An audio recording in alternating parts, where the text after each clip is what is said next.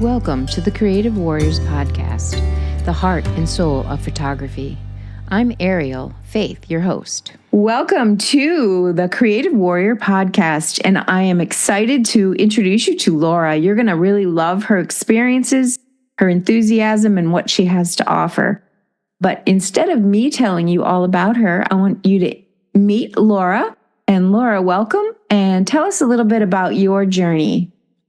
Well, I live on the west coast of Canada, there's a lot of photographers and a lot of community down here, but not as much as I find online. I find that's still the greater community. And I've been married for almost 15 years to my husband, who also freelances in the arts. He is a videographer and he's done a little bit of everything, though currently right now he's running his own YouTube channel. And we have 3 little boys, Micah, Levi, and Theo. They are, gotta get this right, they're 8, 7, and 5.5. We've just had some birthdays, so it throws me off. It keeps changing, I know. I know. For 3 months of the year, I can be like, they're 5, 6, 7. They're 7, 8, 9. But outside of those 3 months, I have to think who is where. Yeah, and I've been doing photography professionally since 2013. So I suppose this is my 11th year. I swore I would never do weddings. That lasted about 2 years. So I've been shooting weddings since 2015. my ninth year doing weddings, my 11th year doing families. And I'm trying to think when I started teaching photography. It was before my oldest was born. So he's 8.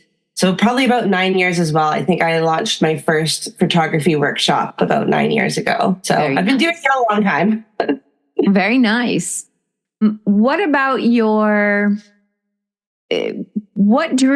just going to ask you, what drew you to you weren't going to do weddings. So what was the switch? What drew you? I had someone ask me, based on a photo they saw that I took of the Grand Canyon. They decided that I would be a fantastic wedding photographer based on that landscape photo. And they would not believe me otherwise, that they were 2 separate genres. And they were very insistent that I do their wedding for them. So I was like, well, all right, if I'm going to do this, I better learn how really quick. So I had 10 months before their wedding. So I partnered with some companies that I knew down here. And I said, can I just come along as a third shooter for free? Like, I'm just looking for experience. I don't want to be a second shooter and have, that pressure.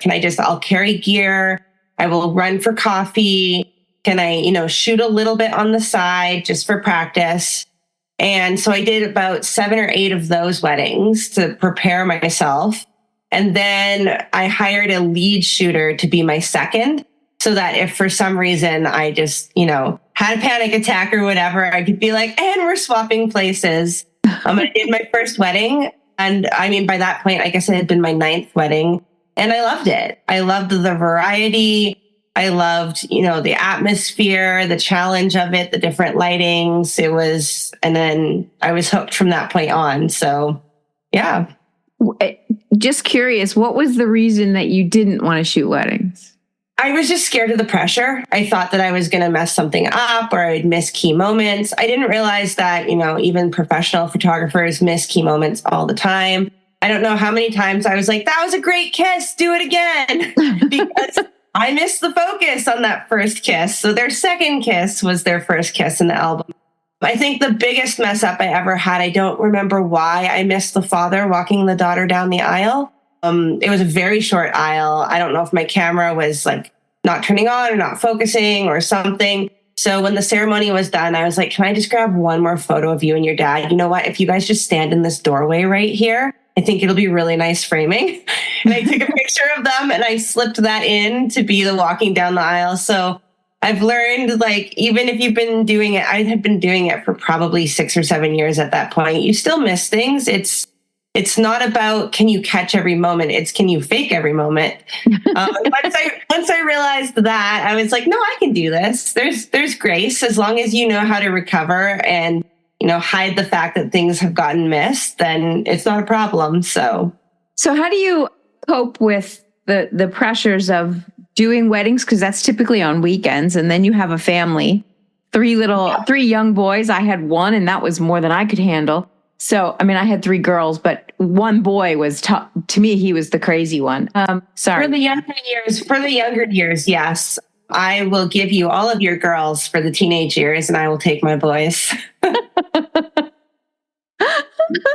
actually found the girls easier than the boys.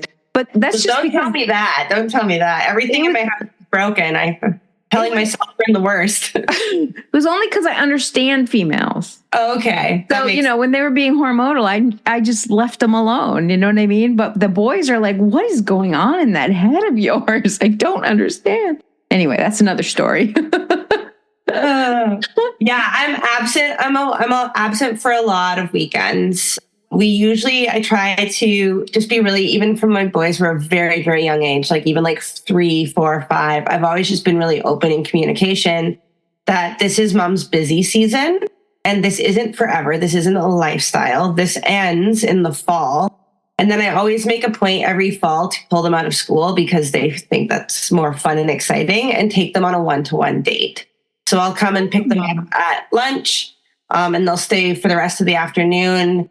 And we'll just have that time together. We'll go out for lunch. We might do an activity like rock climbing or something like that. Or instead, if they want to go shopping and choose like a Lego set or something. So we have like that time of reconnect to be like this signifies that season is over and I will be more available. Because I don't want my kids growing up, glorifying. I want them to be hard workers, but I don't want them glorifying busyness as though that's like a status symbol. So I want them to know that it's a season. And as long as you manage those seasons, then that's all right. So we always have that time of reconnect in the fall. Oh, that's great. Sounds like you're a good mom. Well, I try. Thank you. And being a photographer and a mom can be challenging. And I know that you have probably more challenges than most. If you would be willing to share with the audience what those challenges are. Yeah, for sure. We are a very neurospicy household. I love that word. Out of the 5 of us, there's 1.5 muggles, what we call the normal people. I say 1.5 because someone is in hardcore denial. Gotcha.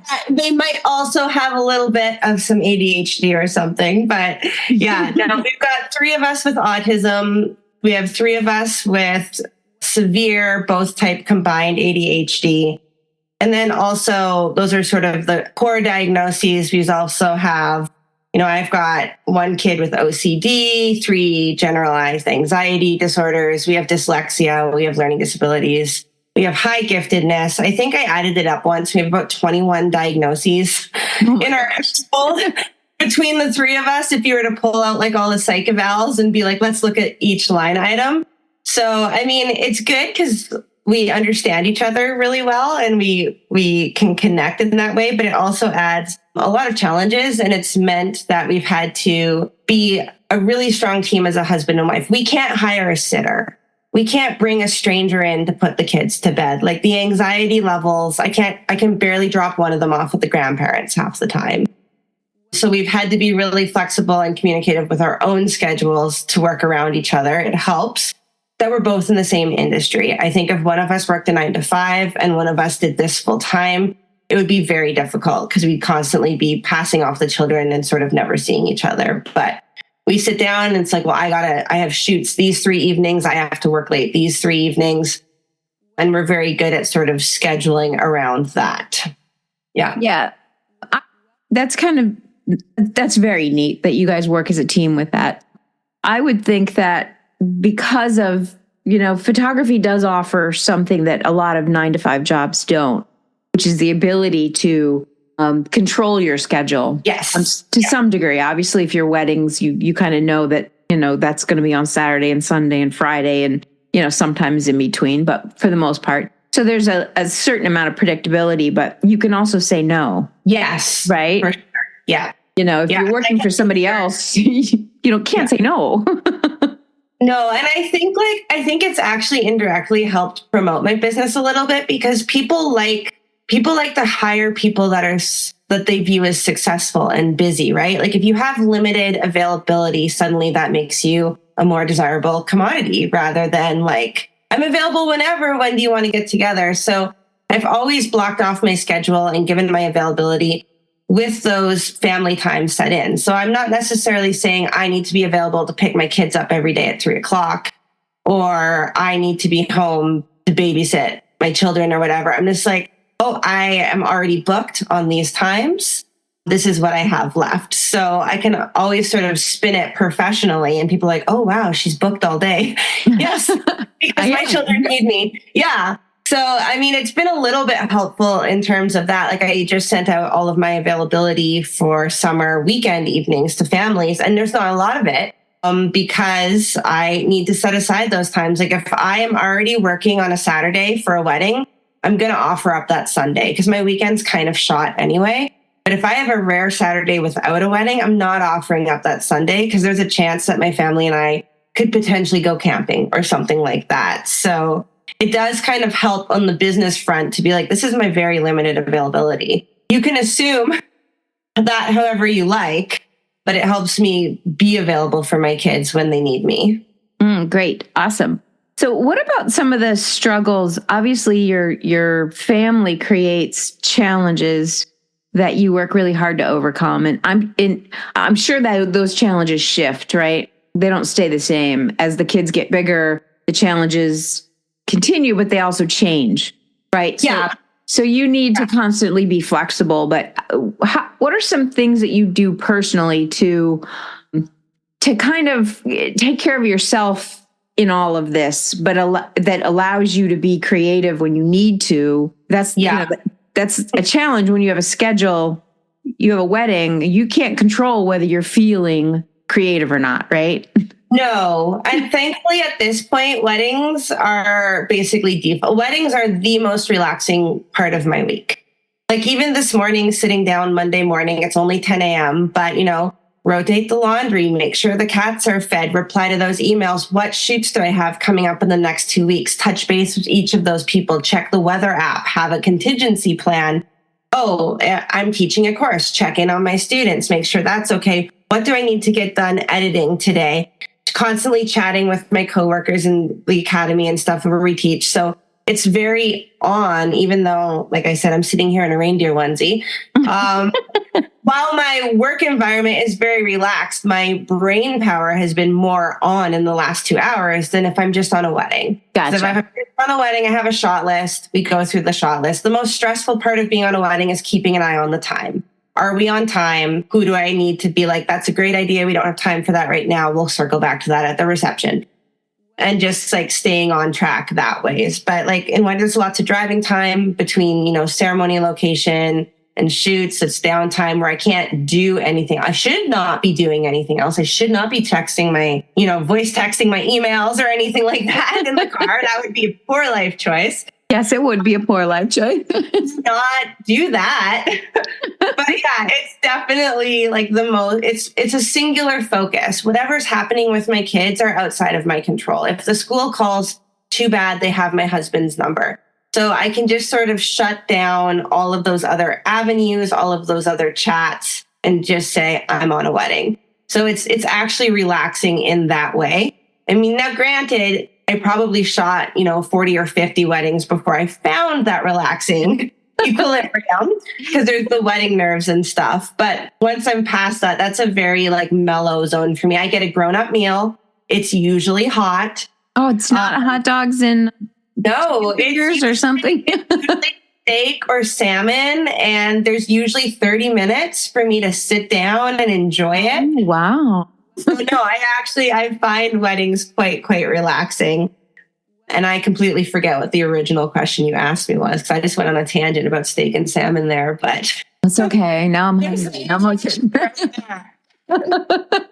What were you talking about? Where did we start? It's okay. Yeah. I think you were saying about sort of just creating that time and space for myself. The other thing that I do is a lot of therapy. I have a great relationship with my counselor. I make sure I prioritize that, even if it's just to be heard and listen and check in. It took a lot of work to find a counselor that understands neurodiversity. She is one of us, so she gets it. So I spend a lot of time doing that. And then the other thing is just, it sounds not relaxing, but I'm quite OCD, literally, not in the figurative. I literally have that diagnosis about my schedule. So I can tell you exactly when I'm going to deliver your photos because I've scheduled editing time. I know I have a concert that needs to be edited and delivered tonight. They are not expecting it, but I will have it edited and delivered tonight because I need to take the next 2 days to catch up on gardening and stuff around my house. So I schedule every little thing like that. And I schedule gardening days, largely just because I really need to get it in because it's going to be, I don't know what it is in American, but very, very warm in Celsius over here this weekend. So I'm very careful with, I don't wake up and just sit down and think, oh, I have so much to do. I know exactly what I need to do that day. It's on a list. And then I have those break days scheduled in. If I need to steal a couple hours tomorrow to catch up, I will. But I've been doing this long enough now that I shouldn't. Like, I'm pretty good at knowing how long it'll take me to do, correspondence. And I even write that down, check in with brides for weekend. Like, everything's on a list. So I can look at it at a glance and drag and drop on my Google Calendar and be able to make sure that I'm reserving that space. Otherwise, it won't happen. Yeah, that's helpful for all brain types, but some of us are just better at it than others. Time blocking, scheduling. It really does take organization because there's so many pieces to put together. And for me, it's so quick. The thoughts are in and they're gone. Like, I can't hold anything. So I always just use Google Calendar and I just pop it in on my phone right away, even if just remember to email that person. And I'll just throw it on a day. And then every morning I sit down and I look and I'm like, do I need to move anything, or realistically, is this achievable? And if it's not, what can I drag and drop? And as a result, I'm always trying to never leave things to the last minute, because that gallery that I need to edit and deliver today, I just shot that 8 days ago. They're not expecting it yet, but I would like it delivered today so that if something happens, so that if my kids need me, so if my father-in-law says, hey, I have some freedom in my schedule, I'll come help you set up the pool or whatever, I can be like, great. And it's not a source of tension and stress for me because I have room to move it around. Gotcha. That's cool. So balance is something you really, really work for through your scheduling, being able to have. I'm not one of those. I don't love exercise. I mean, I respect that some people get endorphins from it. I've tried it. I'm happy for them. That's not a me thing. My hobbies are my work. Like, I love photography. I love, editing. So I don't like crochet or anything outside of that. Although I do want to learn to crochet. I suppose I like gardening. I mean, if I didn't have to do it, I wouldn't do it, but I don't mind doing it. So it's hard because a lot of the things that I find enjoyment from are just like my hyper focuses. And like, my hyper focus is my work and my hobbies, which are the same. My hyper focus is my kids. So it's hard to say this is a relaxing activity and this is work. My husband and I always look at each other when we're on our phones on the weekend, and we're always challenging each other, work or pleasure. And we always answer both because we do what we love. So, right. So yeah, it's hard to say like, oh, I go to yoga or something like that. I don't, but I love, having a glass of wine and watching Netflix. So I try to make sure that I am not working past 7 p.m. I want to make sure there's room for that. So I'm a very boring person in terms of my extracurriculars. Well, as long as if it feeds you, it's not boring at all. It doesn't have to feed the rest of the world, right? And I think that was something that I struggled with my counselors for years, was trying to be like, well, you need to like turn that off. You need to set your work aside and just like read a book or something like that. And it took me a long time to realize that that's just not how my brain is built. Like, it doesn't turn off. Like, it literally is not made to turn off. If I remember to take my ADHD meds, I can think of just 2 things instead of 7 things, which is kind of relaxing to just do 2 things at once. But like, just realizing like, this is who I am and I need to stop fighting it. And I need to lean into it. Like, I hate that I have OCD. It is not fun at all, but I can use it to make my lists and create that space for myself. So just realizing to embrace those parts of me that I can't change.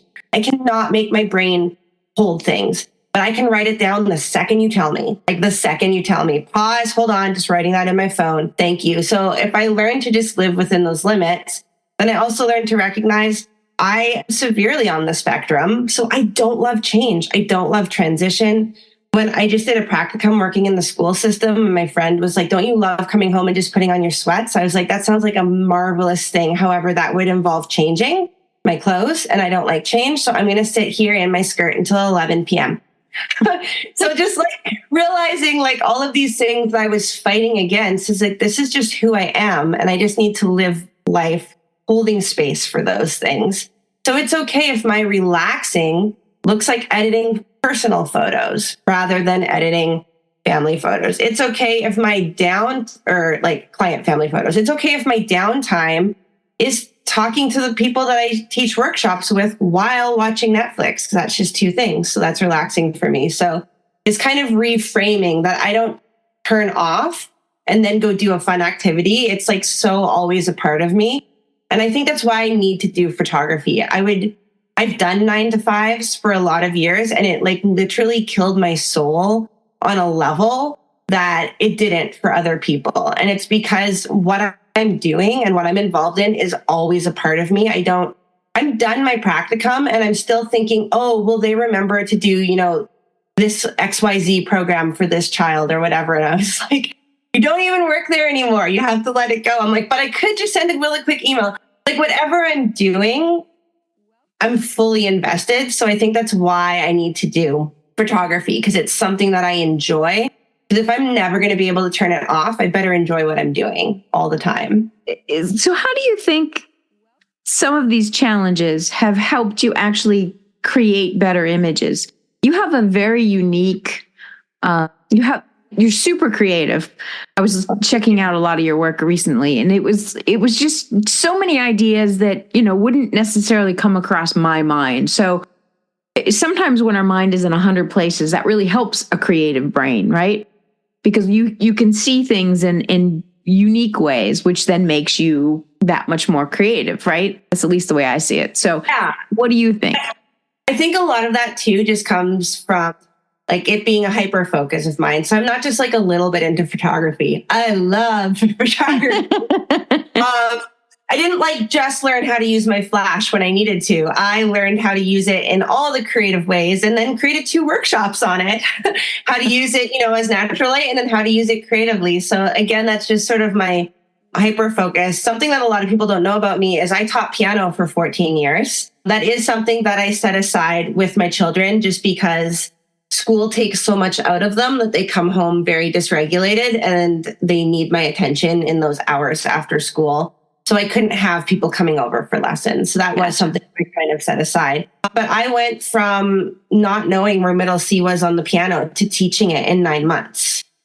Wow. Because that was it wrecked my wrists. I don't recommend doing that. And I was at a university level within 3 years because of the hyper focus. That's like that, so, and people are like, oh, do you miss it? And I'm like, I don't, because in my mind, I sort of conquered that and now I'm doing photography.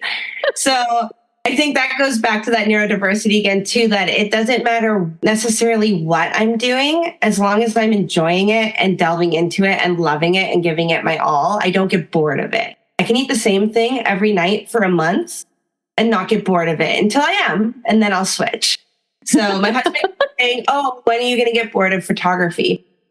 But it's been a decade. And I'm not yet because there's so many different facets of it. And I think people say, oh, well, do you do it full time? I do, but not in the way that other people do. Like there's so many courses out there about niching down and finding, your audience. And that's great, but not for my brain type. For my brain type, I love it all. I want to sample it all. I want to do it all. So I do work full time and I do have a full-time income from it. But, 50% of that is from workshops, 30% of that is from weddings, 10% of that is from families, 5% of that is from stock photography, 5% of that is from editing for other photographers because I love editing. So I'm going to be watching TV anyway, and I need to do 2 things at the same time. Why don't I edit for another photography and make money while I watch TV? So, because I love all of those aspects of it, everything I do is photography related, and I can lean into different areas. Like I can, if I'm feeling extra creative in a certain area, maybe I'll create course content around that. Maybe I'm feeling burnt out and I just want to, use presets and edit other photographers' work for a while I watch TV, So there's all these different channels that keep me continuously engaged in it without getting bored from it. Cool. I'm going to switch gears just a teeny bit, but yeah, no, that's fine. How do you think you obviously have achieved a level of success, right? You can't do it full time and not have had.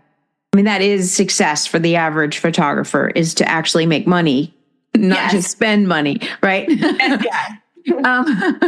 So how do you define success as a photographer, number one? So start there. Okay.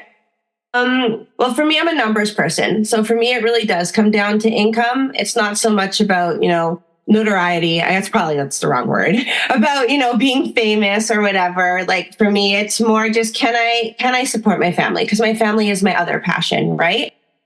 So are my two passions supporting each other and not taking away from each other? So we sat down, and thankfully my husband has, for the most part, always had a salary to give us sort of a foundational. We live in the most expensive city in North America. I don't know how we outpaced New York, but we did. We live about 45 minutes outside of it, which is a big difference, but it very much requires two full-time incomes and two decent full-time incomes to live where we live. My American friends, I always shock them when I'm like, our gas is about $8.50 a gallon. Ow. Yeah. And our bread is, I don't even know because I get it for free from a friend, but it's about $5 to $6 for a gallon of milk here. Like that is just the cost of living. The average rundown 40-year-old house is probably 1.2 million. Yeah, it's very, very expensive to live where we live. So my husband has the salary. So it's like, what do I need to bring in to fill those gaps? So if I am, and I can't look at it month to month because it's seasonal work. So we've always kind of looked, what did you make last year? Divide that by 12. That is your salary. If you make more, if you have a great month, save it. Right. I have 7 weddings in 3 weeks in May. I don't even have a family shoot in June. I don't know how I'm going to make money in June. We're going to find that out in 3 weeks. It's going to be a fun experiment. But if I save the money from May, and kind of what your average salary is, and don't overspend that, right? And then the other thing that we do as freelance artists is we always live a month ahead. So all the money that I make in May is not spent until June. So we can tell if we're going to have a low month. Because there's not always, when you're freelancing, there's tight months. So we can be like, absolutely. What? She didn't even come near. We can pull out of slush, because we save it once we spend that monthly amount, the rest goes into a slush fund. We can pull from there, but we can also not eat out for this month. We can also, not, our new activities are the library. Like we can adjust our standard of living to kind of fit into that artist's lifestyle. Sometimes I'm very jealous of the people that are on salary and the security that brings, but also I went down on salary during COVID. I went on government assistance and my Dropbox subscription came up for renewal. And I was like, where am I going to find $140? When I'm on salary, I can't just go do another family shoot. So I think a lot of it, whether you're full-time or whether you're part-time and it's just, fun money, I think a lot of that has to do with your values and, your own personality type, right? Like for me, I like the harder I work, the more I make. While I miss, I'm very thankful my husband's on a salary. One of us needs to have something. While I do miss, that security, I also find it really limiting because you can't account for those unexpected expenses and stuff. So for me, doing this full time was the way to go. Now, that being said, I don't know a lot of 55, 60-year-old wedding photographers. It's hard on your body. It's hard to work until 10, 11 o'clock at night. I've had a really great run. I've been doing this for over a decade. I plan to continue for doing it for another decade. But at the same time, I'm thinking, what is my plan when my season of life changes? Do I want to have a wedding photography company and send shooters out under me? I don't. That's running a business. That's not doing art. That's not who I am. That's great for some people. Some people love that aspect of it and they'll just transition to outsourcing. For me, I want to do it. I want to do the work. So that's why I just finished a practicum, even though I'm not planning on, working in that industry for another 5 to 8 years. to work with special needs kids in the school system, kids like my kids, and give back that way. Not great money, but you know what? In a decade, when I'm getting closer to retirement, which will never happen for where we live, it's my retirement career. So it's like, it's holding that imbalance too. Like, even though I'll probably do this for 20 years and love every moment of it, it's not my identity. It's not, I am the photographer. It's just what I'm doing and enjoying in this season of life. And I love it. But also there'll come a season where that might not serve my overall family values and I'll need, or my physical capabilities, and I'll need to let that go and shift. So what else? What's my other passion? My kids like my kids. How can I give back? I can work in the school system with those kids. So it's kind of holding life in a balance. Yeah, I hear that. And it sounds like you have done a lot of true inner work, which a lot of people don't do. They kind of avoid it. But it sounds like, with your challenges and with, honestly, therapy helps you look at yourself. That's kind of their job. So you've given yourself the time to really do that so that you see who you are and not what you do, which is really a beautiful thing. And I think there's still, like, because I'm choosing to look at this, when I finish my practicum, they're like, are you applying to work here? I'm like, on call, but not a full-time position. They're like, oh, you don't want a full-time? I was like, no, I have a company. I love what I do. It pays 3 times what the education system pays. But I will be on call because I still that's a passion thing that I can do on the side, but it's still creative because working with kids with extra needs is never straightforward. You're always on the fly. You're always like, we need to adapt. We need a new plan right now. What does that look like? So it's still engaging the way that my brain likes to work. I have my certificate to be a legal assistant. I did it for 3 years. I was excellent at it. I hated it. I'm not falling back on that certificate at all. That's not a world that I want to go live in. I'm going to get a new certificate and do it different. So it's still serving that creative aspect. And I look back at everything that I've done, even piano. Music is a very creative art form. I ended up teaching it. I somehow keep coming back to teaching no matter what I do. I played piano, I taught piano, I did photography, I teach photography. I work with kids with extra needs, I'm going to teach kids with extra needs. When I was doing my 9 to 5, I was working with one of my 9 to 5s ages ago was working with our local healthcare system and doing teaching all of their new hires how to use the software and interact with patients. I'm like, well, here I am teaching again and adapting the curriculum. It wasn't very adaptable because it's, you're working within government parameters. It wasn't for me. But that's a passion that I always have. And I mean, there's lots of 70-year-old piano teachers. Maybe I'll circle back to that, Yeah, I'm always looking for ways to connect and teach with others, but also do it in an out of the box sort of creative thinking way. Very nice. Neat. So how do you think this passion and being able to conquer some of these things through the years, the piano, the photography, how do you think that has helped you with your sense of confidence and trust in your own creative vision? I think the more success that you have, the more confident you feel in yourself. But I'm also very aware that I should never be a driving instructor in any way, shape, or form. Do not let me near your vehicle, let me tell you. There's things that I've done in life that I've just been this is going very poorly. This is not for me. I usually jump out of those pretty quickly because they also don't hold my interest. So, I mean, if you're good at something, you do more of it, right? So, right. And the other aspect is there's always a community aspect. There's such a great community of online photographers or moms. I never see my best friend. I think the last time I saw my best friend, who lives 20 minutes from me, is when she ran out of an inhaler and I was like, you're going to have to go to the ER. I'm going to run you over my inhaler. That was probably 15 months ago. We talk every day. We talk every single day online because that's where we are in life. So, the music community, there's a big music community, teachers, concerts, recitals. There's a big photography community. And there's a community of people, especially with, not that I'm a huge fan of all the algorithms and stuff, but platforms like Meta and stuff, as much as I want to throw them out the window, they are the link. I'm wouldn't it be amazing if we just lived off the land and brought bread to our neighbors? I'm so amazing. also, what is my friend up to on Messenger right now? Like, just realizing that this is the world that I am in, and all of these jobs have that community, that connectiveness where you have stuff to talk about. It's not like, wow, do you remember that MC comes before MA? like in the way that those kind of jobs work. So there's always something to talk about. There's always something to engage in.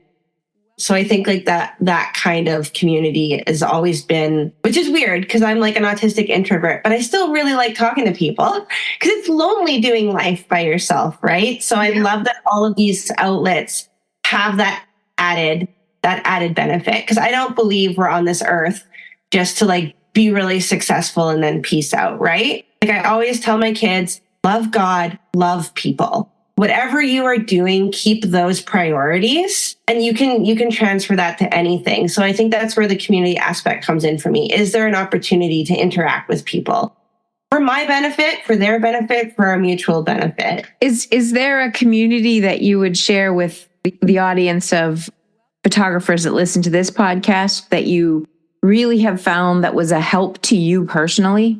Yeah, there's been a number of them. When I first started my journey, I was with Clicking Moms, which is now called Click. I'm dating myself. Okay. And I spent a lot of time there. And then I also, the irony is, as I became a young mom, I had no time for it. So I sort of drifted.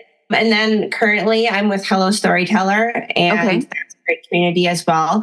There's other communities that I'm not a part of, but I've heard amazing things about them. Their names are, Unravel, for one. I have a friend that's involved in that. So you can always find like these communities. And I mean, usually there is sort of some financial, like people like, oh, they're a business. Well, they are, but that's sort of what kind of is the hub, right? Like there's mommy photographer communities, but there's so many people. I've never like really found the connection there. But usually if there's some sort of learning platform or like organized like competition, like friendly competition, like let's all submit leading lines and win a Starbucks or whatever. Like usually when there's some sort of organization around it, I find that the community is sort of more structured and it holds together better. And you can kind of get to know, you get in what you put out, right?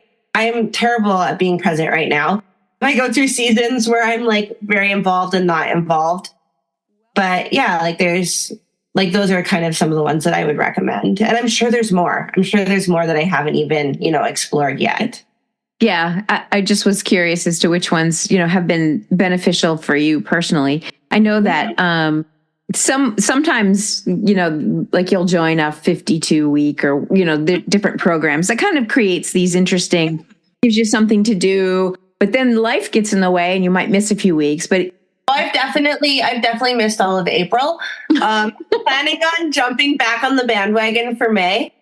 I haven't decided whether I'm going to go back and like get the 4 weeks of April that I missed or let them go, but I'm kind of fine either way. Actually, you're not alone because I did the same thing. I don't know why, but it just life got in the way. And I was like, I shot one of the weeks for April. I definitely shot one of them. I don't even know what they were. That's how bad my month was.